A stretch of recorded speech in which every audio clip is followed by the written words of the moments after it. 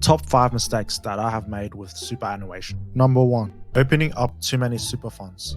I had a few part-time jobs in my early working life. Superannuation back then was just paperwork I needed to sign to not make my manager bother me again. I now know that there are administration fees, which is a flat fee charged to cover the general cost of managing each super account I have ever opened. This would have reduced my super account balance over time and affect my final retirement balance. I have now learned that I could transfer all my funds over to one account to simplify things while reducing administration fees. To do this, I considered the best account I could find that is suited to my financial needs while checking if my other accounts have important features and benefits before transferring any funds over. Number 2. I didn't check my super funds if they had any important insurance policies before making any transfers. Luckily for me, I did not have any insurance policies that I needed to keep. Rolling your super to another account may cancel your insurance policy held within the fund, so it's best to double check. Number 3. Not disclosing my tax file number to my super fund. When filling in the superannuation choice form, it is not mandatory to disclose your tax file number. Disclosing your tax file number to your super account will allow it to be linked to your ATO online services. It is easy to lose sight of your super accounts over time if you're not careful.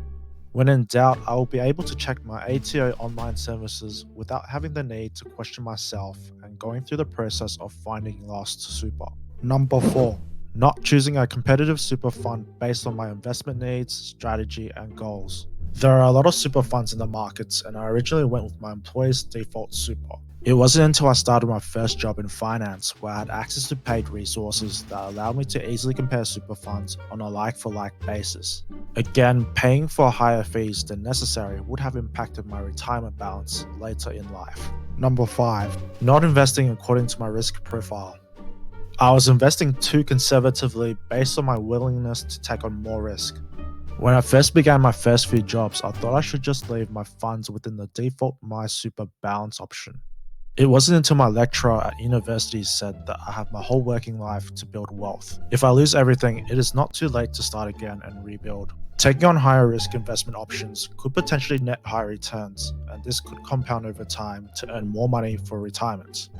It is just like what Einstein once said, compound interest is the 8th wonder of the world. That being said, this may not suit you if you are adverse to a huge amount of risk, if you are at a stage of life where you need to access your funds in the near future, or don't have time to write out the variance with such a strategy.